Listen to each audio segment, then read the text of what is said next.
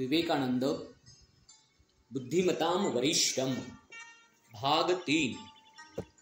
स्वामी विवेकानंद या नामोच्चारानं दृष्टीसमोर येतं ते असामान्य बुद्धी सामर्थ्य, थक्क करणारी स्मरणशक्ती, युक्तिवादाचं कौशल्य, तर्कशुद्ध प्रतिपादनाचं तेज, साऱ्या युवा वर्गानं अनुकरण करावा असा स्वामीजींच्या व्यक्तिमत्वामधील पहिला पैलू।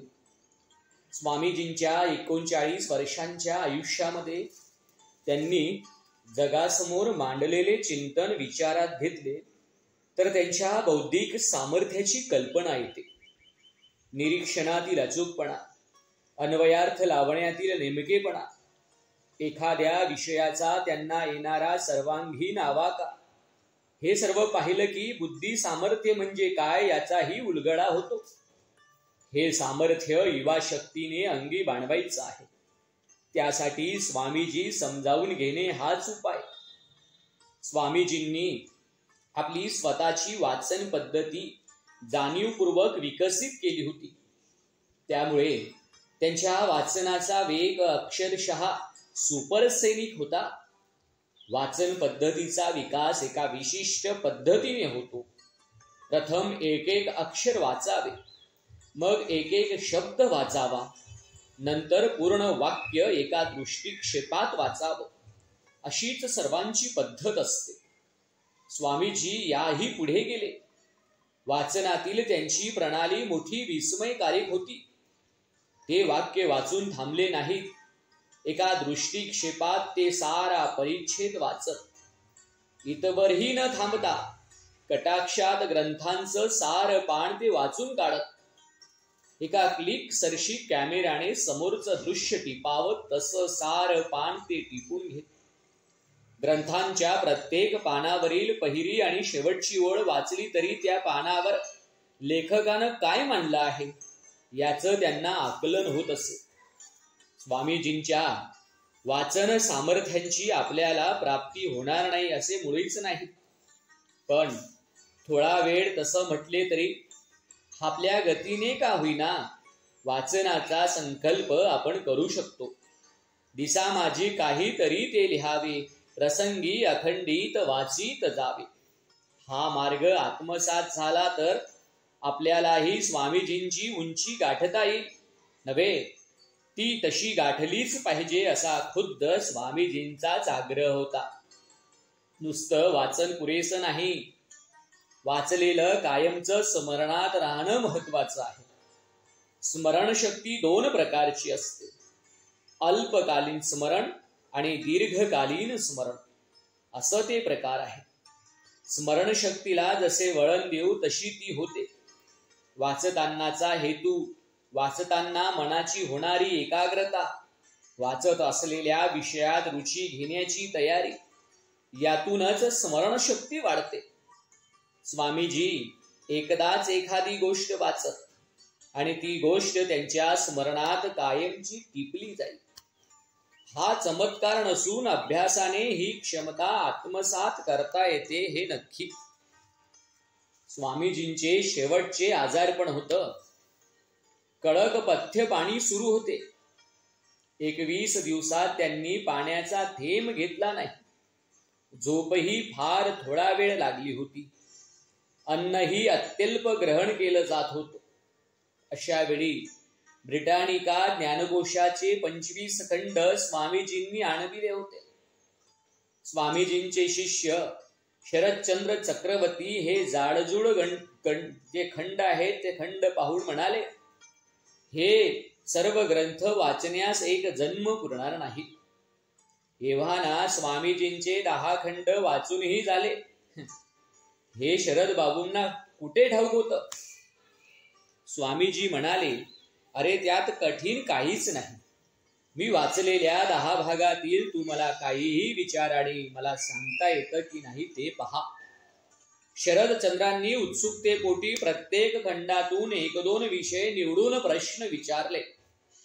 स्वामीजींनी ते विषय उलगडून दाखवलेच, पण त्या संदर्भातील ग्रंथातील वाक्येच्या वाक्य म्हणूनही दाखवली। शरद बाबूंना आश्चर्य वाटल्या वाचून राहिलं नाही.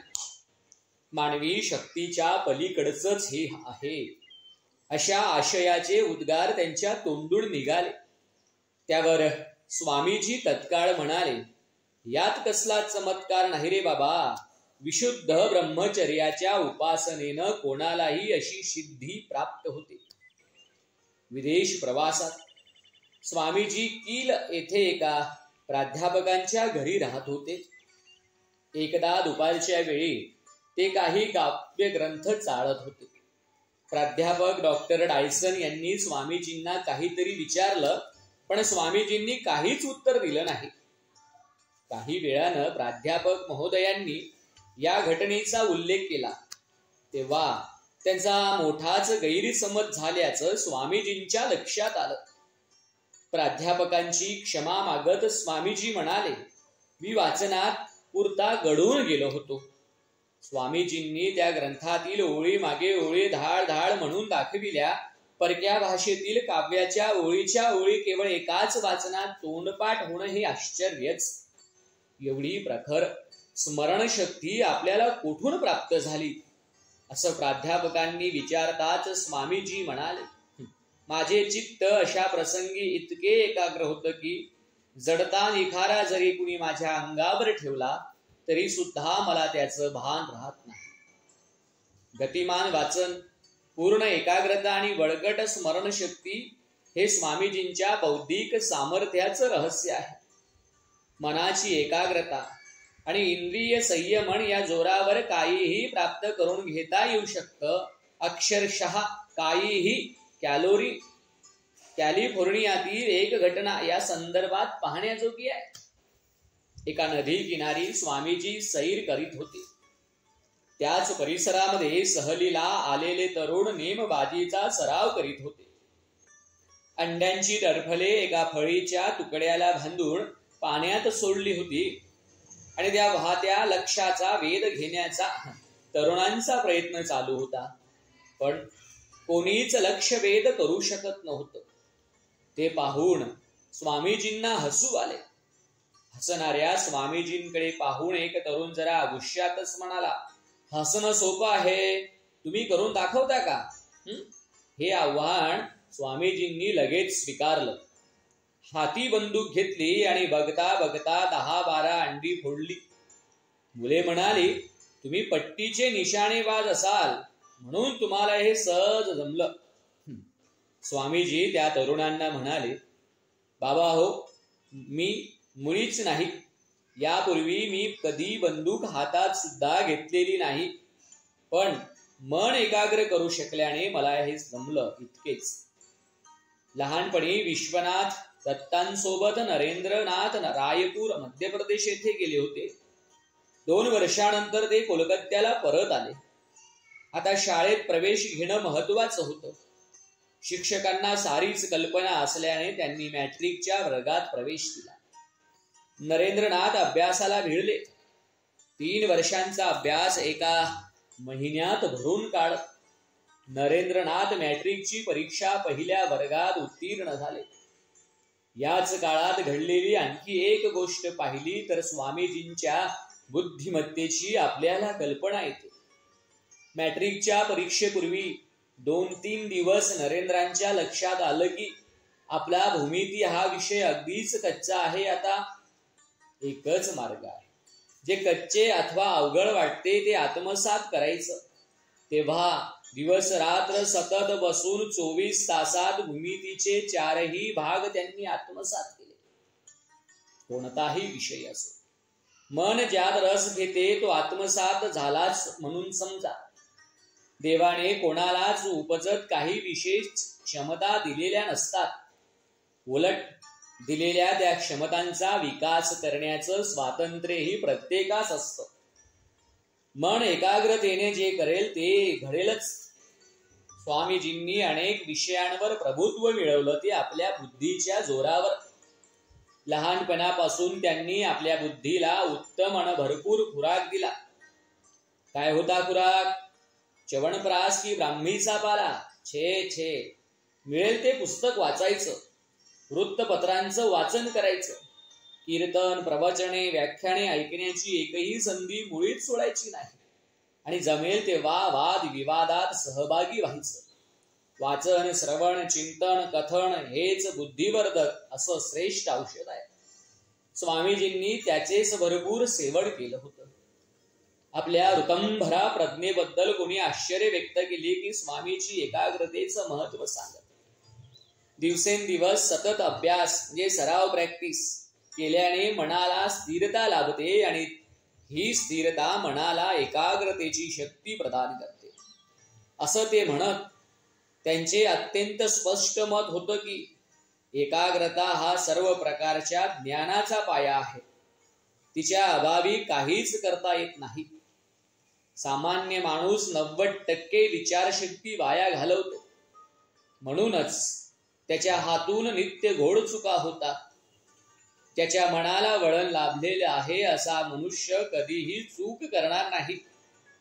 स्वामीजींनी आग्रहपूर्वक प्रतिपादित केलेल्या राजयोगाचं मर्म तरी वेगळं काय आहे? राजयोग म्हणजे मन एकाग्र करणं. अशा एकाग्रतेनेच स्वामीजींनी ज्ञानाचं मोठं कोठार आत्मसात केलं होतं. आपण निर्धारपूर्वक हे करू तर आपणासही हे करता येईल. कारण स्वामीजींचा असा उद्घोष आहे की सर्वांची मने सारखीच असतात, कारण ती एकाच विश्व मनाचे भाग आहे. मातीच्या एका ढेकळाचं स्वरूप ज्यानं जाणलं त्यानं विश्वातील सर्व मातीचं स्वरूप ओळखलं. जो स्वतःचे मन ओळखतो तो ते ताब्यात ठेवतो, त्यालाच मनाचं रहस्य समजतं. रामकृष्ण मिशन आश्रम बेळगावनं प्रसिद्ध केलेल्या स्वामी पुरुषोत्तानंद यांच्या बिल्डर युअर पर्सनॅलिटी या पुस्तकातील बुद्धी, वाचन, अभ्यास याविषयी लिहिताना म्हटलं आहे की there is the technique of expanding one's mental horizon, a technique that is quicker and more direct and sure shot, that is deep study. Basic literacy is a for using this technique, and books are also needed. By studying books deeply, we can learn by various experience and need not wait to experience them or lose. स्वामीजींनी एकाग्रतेने केलेल्या वाचनाने आपलं बौद्धिक सामर्थ्य केवढं वाढविलं होतं हे सिद्ध करणारा एक प्रसंग मोठा महत्वाचा आहे. जनरल असेंब्ली कॉलेजात चर्चा मंडळ होतं. एके दिवशी नरेंद्रनाथांनी एका विशिष्ट तत्वज्ञानाचं विश्लेषण केलं. ते एवढं उत्तम होतं की प्राचार्य विल्यम हेस्टीही बेहद्द खुश झाले. ते म्हणाले, तत्वज्ञानातील याची गती अगदी असाधारण आहे. सगळ्या जर्मन आणि आंग्ल विद्यापीठात याच्या तोडीच्या प्रतिभासंपन्न विद्यार्थी सापडणं कठीण. असं सामर्थ्य चमत्कार वाटावा असं असले तरी स्वामीजींनीच खणखणीतपणे सांगितलं आहे की असा चमत्कार तुम्हीही करू शकता. विद्यार्थी म्हणून यशस्वी होण्यात स्वामीजींना बौद्धिक सामर्थ्याचा लाभ झालाच होता, पण हा तर बुद्धीचा साधारण उपयोग म्हटला पाहिजे. परीक्षेत गुण मिळविणे हा काही बुद्धीचा एकमेव आणि सर्वोच्च हेतू नव्हे. बौद्धिक क्षमता सर्व जीवनभर उपयुक्त ठरते. तर्कशुद्ध विचार, सारासार विचार, युक्तिवाद, समीक्षा ही पण बुद्धीचे लक्षणच आहेत. खूप मार्क्स मिळाले आणि उर्वरित अंगाने ठणठणपाळ असू तर आपणास कुणी बुद्धिमान म्हणणार नाही. म्हणून पण स्वामीजींची सर्वच पैलून विकसित झालेली बुद्धी होती. अगदी श्रीरामकृष्ण परमहंसही त्यांच्या चिकित्सेतून सुटले नव्हते. काली मातेने मला सांगितलं, आई माझ्याशी बोलली असे ठाकूर म्हणत. तेव्हा नरेंद्रनाथ सांगायला कमी करीत नसत की हे सारे तुमच्या केवळ कल्पनेचे खेळ आहेत. तुमच्या अत्यंतिक कल्पनेच्या तुमच्या मनावर परिणाम होतो.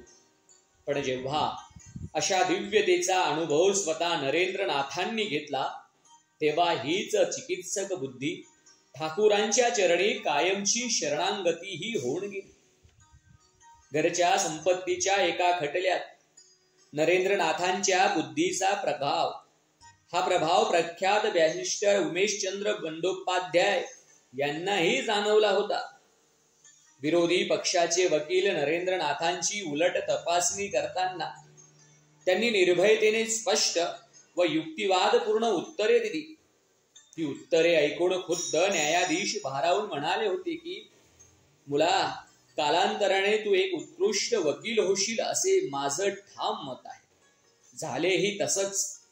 नरेंद्रनाथ वकील झाले खरे, पण किरकोळ कच्चे खडले चालवणारे वकील नव्हे, तर भारताच्या महान संस्कृतीची पीडित उपेक्षित दिनांची वकिली त्यांनी केली.